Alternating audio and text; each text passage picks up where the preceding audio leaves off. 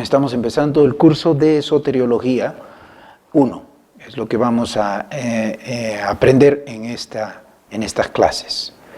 Oremos. Padre, te damos gracias por este momento que podemos aprender tu palabra y de la sabiduría que tú has revelado para tu pueblo. En este curso de Soteriología permite que los alumnos puedan recibirla y el conocimiento de tu palabra y aplicarlo para sus propias vidas. Amén. Bien, entonces lo primero vamos con el término de soteriología, ¿no? Entonces tenemos el curso es soteriología.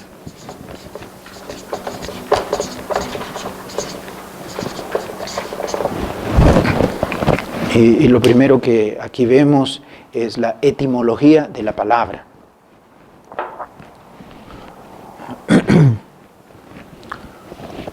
Lo primero que vamos a tratar es la etimología de la palabra.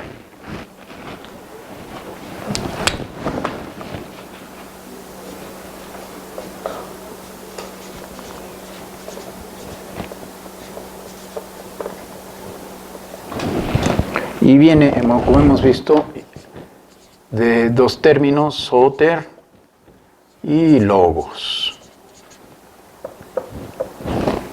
¿No? El significado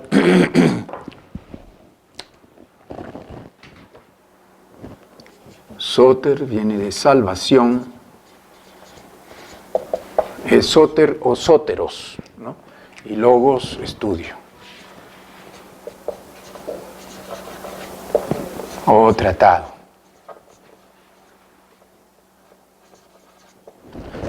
La teología tiene diversos tratados. Este es uno de los tratados, es el tratado sobre la salvación.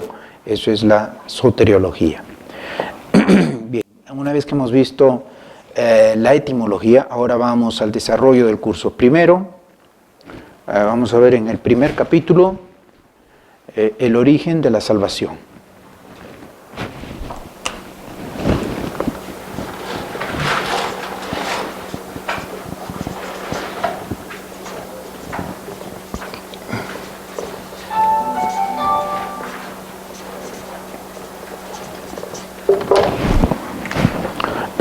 Este es el primer capítulo, vamos a tratar estas cosas en el primer capítulo.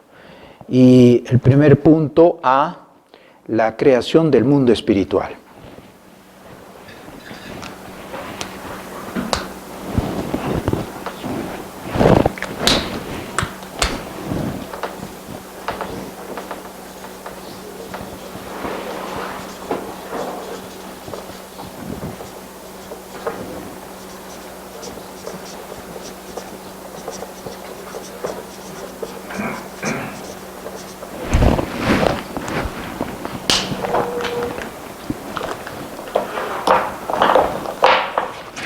Y en este primer punto, cuando hablamos acerca del origen de la salvación, ahora vamos viendo eso, ¿no? El primer punto que estamos viendo es la creación del mundo espiritual, y lo primero que vamos es a Génesis 1:1. Si ustedes van rápidamente conmigo, los que ya han tomado notas de la clase la vez anterior, está bien, y los demás rápidamente para poder ubicarnos. Ya están allí, Génesis 1:1, el primer versículo, el primer libro de la Biblia, el libro del Génesis, capítulo 1, verso 1.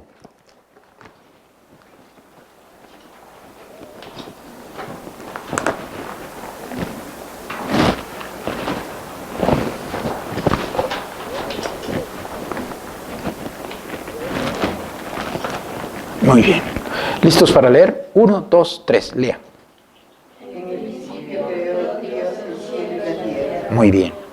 Entonces encontramos aquí en el texto original que es dice, en el principio creó Dios los cielos y la tierra.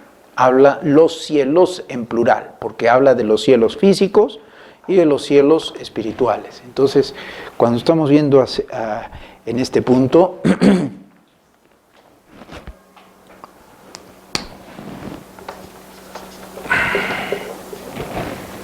vemos dos puntos. Cielos que es en plural, porque se refiere al cielo espiritual y el otro es al cielo físico. Esto es el cosmos.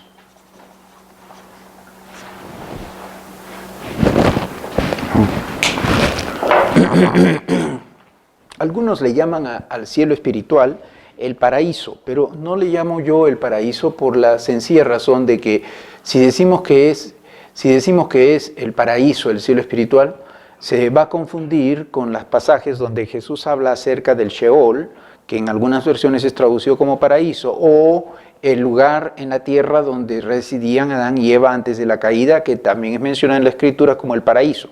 Entonces, por eso no hablamos del cielo como el paraíso, el lugar donde vive Dios, donde habita Dios, donde están los ángeles, sino lo llamaremos el cielo espiritual.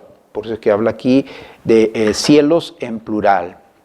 Ahora, esto lo vemos en una Biblia textual, sumamente textual. Muy bien, ahora dentro de este punto, vamos a ver aquí un primer aspecto, la creación del mundo espiritual, y dentro de la creación del mundo espiritual número 1, la existencia de Dios. Entonces, vemos allí, 1, la sola existencia de Dios.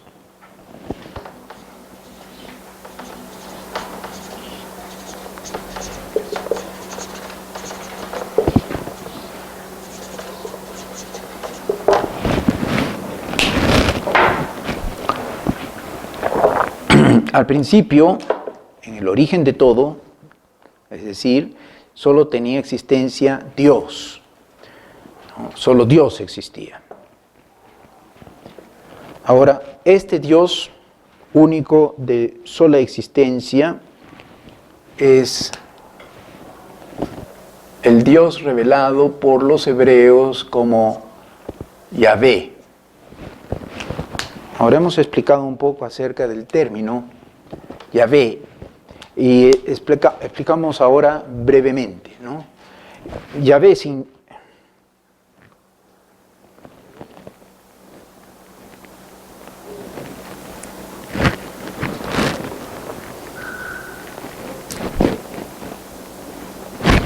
Entonces, el término de Yahvé es una voz hebrea.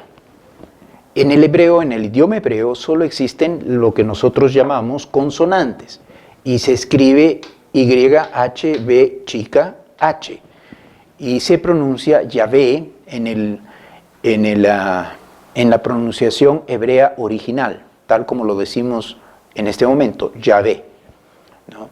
Entonces, pero como ellos no tenían vocales, solo consonantes, entonces había una dificultad para entender la pronunciación.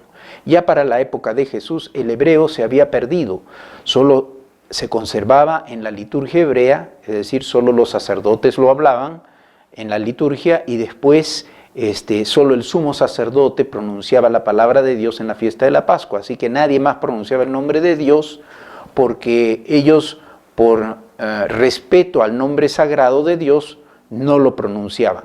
Y entonces, al perderse el hebreo, también se perdió el verdadero o el correcto pronunciación de la palabra, del nombre de Dios. Entonces, por muchos siglos no se sabía cómo se debía pronunciar el nombre de Dios, hasta que el hebreo fue restaurado por los sionistas que volvieron a Tierra Santa en el siglo XIX. Un rabino y su familia, que fueron los primeros en ir a vivir a Tierra Santa, es quien estuvo restaurando el hebreo y recuperó la pronunciación de las palabras hebreas nuevamente. Entonces, la pronunciación correcta del nombre de Dios es con una vocal entre la Y y la primera H y una E entre la B chica y la segunda H. Yahvé, ese es lo que pronuncia. Algunos le dicen Yahweh, pero no es con W, como algunos lo ponen, eso es en el idioma inglés, pero no en el hebreo original antiguo. Entonces, la correcta pronunciación del nombre de Dios es Yahvé. ¿Por qué en algunas Biblias ustedes pueden encontrar, si tienen Reina Valera o alguna otra versión protestante, el nombre de Dios no figura como Yahvé, sino como Jehová? Porque en la época en que se perdió el hebreo, la única palabra que los judíos conservaron como título dado a Dios era el Señor. Y el Señor se escribe como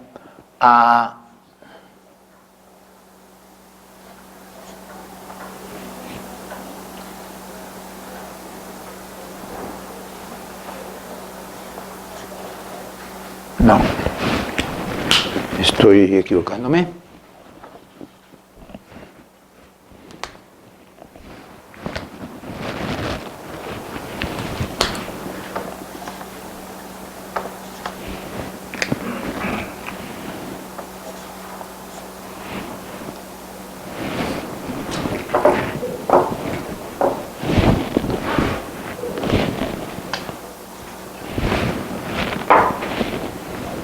Se pronunciaba así. En azul están la manera de escribirlo, en hebreo mismo, que son consonantes. Y en rojo hemos puesto las vocales de este título de Dios que se conservó entre los judíos como la manera de pronunciar. Adonai, que incluye el término con 3 vocales, E, O y A. Entonces, este no es el nombre de Dios, este es un título que se le daba a Dios. Y Adonai significa el Señor.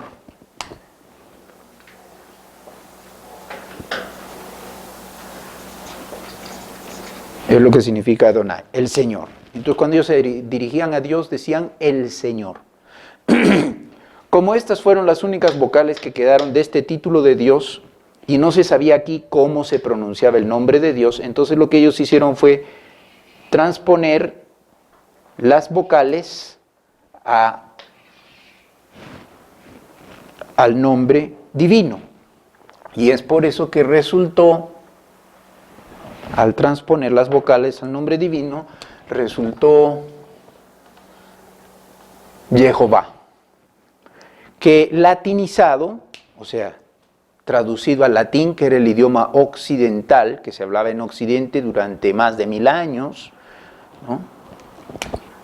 Todo el primer milenio de la era cristiana y el segundo milenio hasta el siglo XVIII, ¿no? Entonces resultó latinizado como Jehová.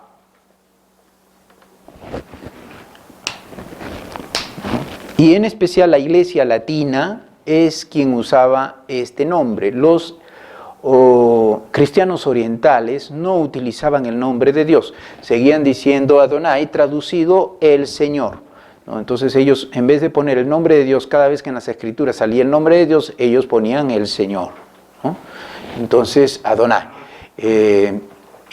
Pero en Occidente se tradujo literalmente y por tanto se usaba el nombre de Jehová.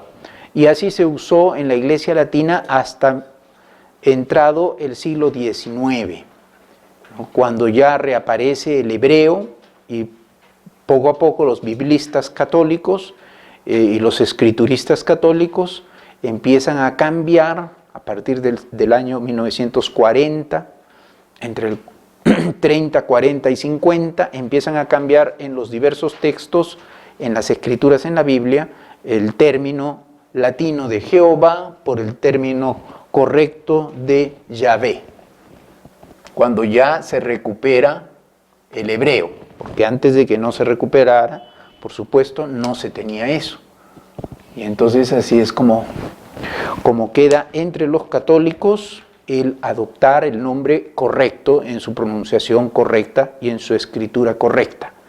Y entre las iglesias de la Reforma o los protestantes se conservó por tradición el término anterior, o sea, Jehová. Y es por eso que encontramos que en las Biblias Reina Valeras y algunas otras versiones más protestantes se conserva el término Jehová, ¿no? Algunas personas, yo he notado y he conversado y he visto que algunas personas por su escasa o poca preparación teológica creen que los católicos dicen Yahvé y los evangélicos dicen Jehová. Eso es falso, ¿no? No es así. El nombre de Dios es uno solo. Pero estoy explicando por qué se conservó en la tradición evangélica el término latinizado de Jehová hasta el día de hoy. Ahora, hay algunas Biblias evangélicas que hoy en día han preferido ya no utilizar Jehová, sino han vuelto al título de el Señor. Entonces, cada vez que sale el nombre de Dios, encuentran allí que dice el Señor. Sobre todo en las versiones que son menos textuales, más populares, ¿no? Hay ediciones de Biblias que son más populares y las menos textuales utilizan el término el Señor para no prestar a confusión así. Son pocas las ediciones protestantes donde encontramos que utilizan el término Yahvé. Sin embargo, en los estudios teológicos hoy en día es común para ellos utilizar el término Yahvé en algunos sectores evangélicos, no en todos. Muy bien, entonces esta es una explicación del nombre de Dios, porque estamos en la sola existencia de Dios, ¿no? Dios existe por sí mismo. Ahora, el nombre de Dios, Yahvé, significa yo soy, el que soy. Entonces significa yo soy. Y ese nombre significa o tiene una connotación de un estado perfecto, ¿no? Un estado perfecto y presente, es un presente perfecto. Ese es lingüísticamente hablando el término, ¿no? Implica la existencia per se de sí mismo del eterno presente. Yo soy el que soy, presente perfecto y activo, sin pasado y sin futuro. Ese es Dios.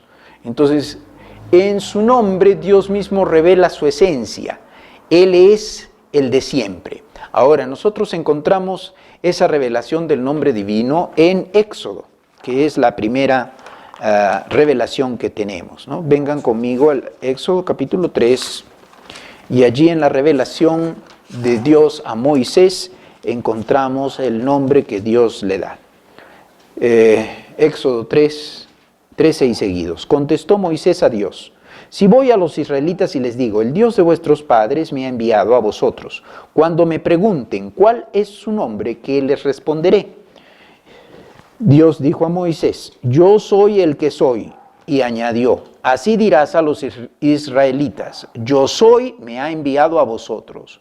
Siguió Dios diciendo a Moisés: así dirás a los israelitas, Yahvé, o sea, yo soy, el Dios de vuestros padres, el Dios de Abraham, el Dios de Isaac, el Dios de Jacob, me ha enviado a vosotros.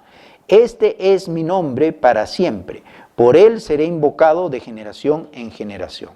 Ahora, fijémonos aquí, ¿cómo se identifica este Dios? ¿Por qué habla este Dios? Porque en la cultura antigua, todos los pueblos eran politeístas, es decir, que tenían muchos dioses. Para muestra un botón, los hindúes, por ejemplo, hasta el día de hoy tienen más de 3.000 dioses, ¿no? Su panteón divino tiene más de 3.000 dioses, ¿no? Los romanos tenían, me parece, cerca de una docena, alrededor de una docena de dioses, igual que los griegos, ¿no? Los egipcios también tenían varios dioses, y entonces todas las culturas tenían muchos dioses. Casi había un dios para cada actividad o para cada situación de la vida. Entonces tenían así, por ejemplo, para las guerras había el dios de las guerras, ¿no? Para el comercio había el dios del comercio, ¿no? Para el amor había la diosa del amor, ¿no? Entonces, cada situación de los diferentes aspectos de la vida humana era cubierto o patrocinado, de ahí viene el término de patrón, patrocinado por una deidad, o sea, un dios, y por eso que tenían muchos dioses, ¿no? Para los que vivían en el mar, eran pescadores, su dios era el dios del mar, ¿no? Neptuno, ¿no? Y hasta para los que iban a la muerte tenían el dios de la muerte, ¿no? Entonces, nosotros podemos entender así, todos los pueblos tenían muchos dioses, pero el pueblo de Israel era el único pueblo que tenía un solo Dios. Por eso que dice, así les dirás, el Dios de Abraham, el Dios de Isaac, el Dios de Jacob, porque es el Dios que se reveló a Abraham, a Isaac y a Jacob. El primer libro que se escribió de la Biblia no fue el Génesis, fue el Éxodo, porque Moisés escribió los 5 primeros libros de la Biblia, Génesis, Éxodo, Levíticos, Números y Deuteronomio, pero no en ese orden. Ese es el orden cronológico que se ha puesto después, pero no el orden en que fue escrito. El primer libro que se escribió fue el Éxodo. Pero una vez que se acabó el libro del Éxodo, que es el libro que cuenta la historia de la salida del pueblo de Israel, y por eso en este capítulo, estamos empezando con este capítulo, porque aquí es donde Dios se muestra a Moisés quién es Él. Hasta este momento Moisés no conocía a Dios. Recordemos que Moisés fue criado como egipcio. Por tanto, él conocía el panteón de los dioses de Egipto. Y él fue criado en todo eso, pero no había sido criado en la religión de Abraham, de Isaac y de Jacob, ¿no? Porque él, aunque era de nacimiento hebreo, sin embargo no tenía la cultura hebrea, no conocía nada hebreo. Cuando él descubre su naturaleza, le descubren que él era hebreo, ¿no? Él huye de Egipto, entonces en ningún momento él recibió una cultura, una formación de la religión de los hebreos, ¿no? Va y al huir llega hasta el pozo de Madián, ¿no? el pozo aquí donde encuentra a la hija del sumo sacerdote del Dios Altísimo. Entonces el que conocía al Dios Altísimo era su suegro, porque él se casó con esta mujer de la que se enamora en el pozo, ¿no? Y que venía a traer sus rebaños para darles de tomar agua allí en el pozo. Y él le ayuda porque habían algunos hombres que también venían y abusaban de las mujeres porque eran hombres, y entonces él salió en defensa de Séfora, ¿no? La que después sería su mujer, ¿no? Y el padre de Séfora era un sumo sacerdote, no se sabe de qué religión porque no dice nada, pero sí dice la escritura que era el sumo sacerdote del Dios Altísimo, de modo que el suegro Moisés sí conocía al Dios de Abraham, de Isaac y de Jacob, ¿no? Y él adoraba a este Dios único, el Dios de Abraham, de Isaac y de Jacob, le adoraba en el Monte Santo, de modo que él conocía a un Dios, el Dios de la montaña, el Dios del monte, ¿no? El Dios de la montaña sagrada, donde oficiaba su suegro, ¿no? El padre de Séfora. Entonces, lo que Moisés pudo conocer en esos 40 años viviendo con su suegro y con su esposa Séfora en el desierto, lo aprendió de su suegro acerca de este Dios que él no conocía, ¿no?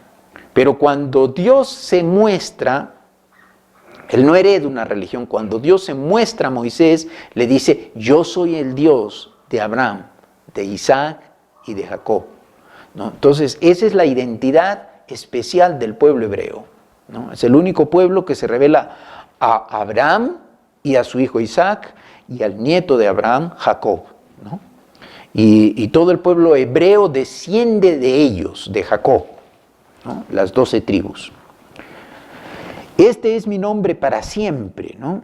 Entonces dice, recordemos una vez más el versículo, vamos allí, lean ustedes el versículo 15, por favor. 1, 2, 3, léanlo. A ver, otra vez, ¿están listos todos allí? Estamos en el capítulo 3 del Éxodo, versículo 15, 1, 2, 3. Así dirás a los israelitas, ya ves, el Dios de tus padres, el Dios de Abraham, el Dios de Isaac y el Dios de Jacob me ha enviado a ustedes. Ahora, fijémonos en esta última parte, dice, este es mi nombre para siempre, ¿no? Por él seré invocado de generación en generación. Entonces tenemos que invocar a Dios por su nombre. Dios es un título, ¿no? No es un nombre. Entonces, cuando invocamos a Dios, no hay que decir Dios, porque hay muchos que se creen dioses.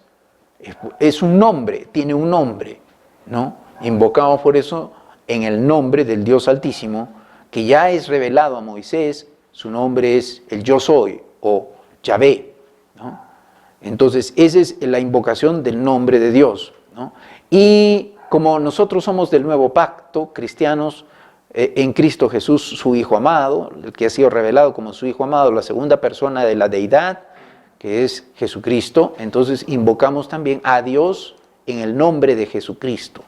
Me acuerdo mucho de esto porque José, cuando empezaba a crecer y caminar conmigo para discipularlo, él siempre hablaba de Dios, Dios, Dios, y yo le tuve que corregir eso, ¿no? Dios tiene un nombre, tienes que decir el nombre de Dios.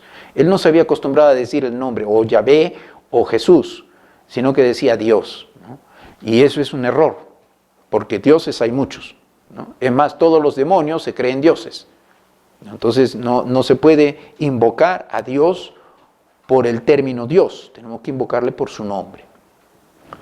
Ahora, al nombre de Dios, Yahvé, van asociados otros nombres que son títulos de la deidad, que eso lo vamos a estudiar más adelante. Pero ahora estamos allí.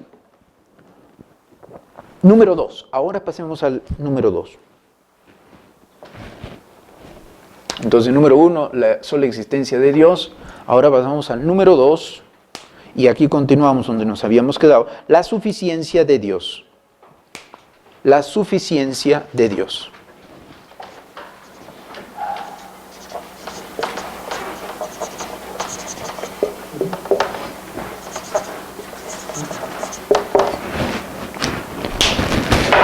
¿Qué queremos decir con la suficiencia de Dios? En Sabiduría 11:23, vengan conmigo al libro de Sabiduría. El primero que encuentre el texto, por favor, póngase de pie.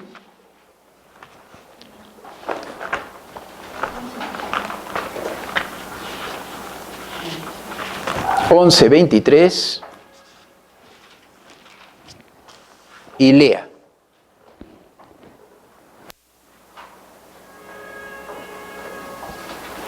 El primero que encuentre el texto, póngase de pie y lea.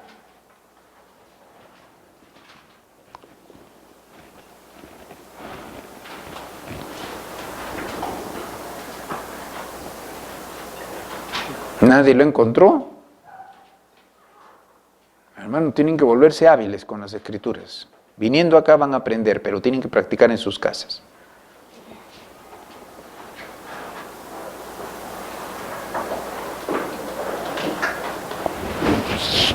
Ok. Lee. Pero te compadeces de todos porque todo lo puedes, y pasarás por lo alto los pecados de los hombres para que se arrepientan. Muy bien. Entonces encontramos aquí dice que se compadece de todos porque todo lo puede, ¿no? Aquí encontramos la suficiencia de Dios. Él lo puede todo, ¿no? Y disimula los pecados de los hombres para que se arrepientan, ¿no? Dios es suficiente en sí mismo. ¿Dónde encontramos la primera mención acerca de la suficiencia de Dios en la Biblia? Vamos al Génesis capítulo 35.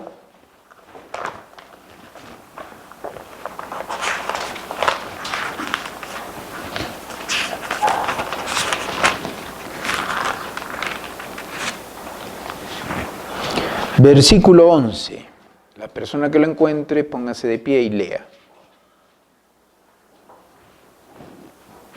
Génesis 35, 11. Le dijo Dios, yo soy el Shaddai, sé fecundo y multiplicate. Un pueblo, una multitud de pueblos tomarán origen de ti y saldrán reyes de tus entrañas. Muy bien. Díjole Dios, yo soy el Shaddai, ¿no? Sé fecundo y multiplícate. Aquí encontramos el Shaddai.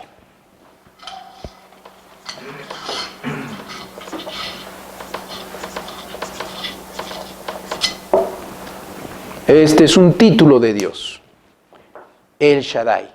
¿Y qué significa el Shaddai?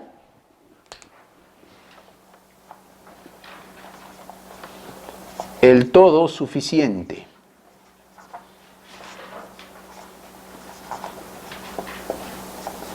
Eso significa. Otros lo traducen como el más que suficiente.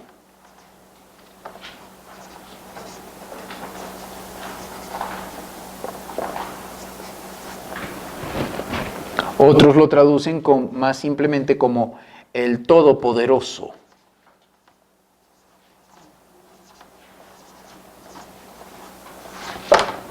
O también el Omnipotente.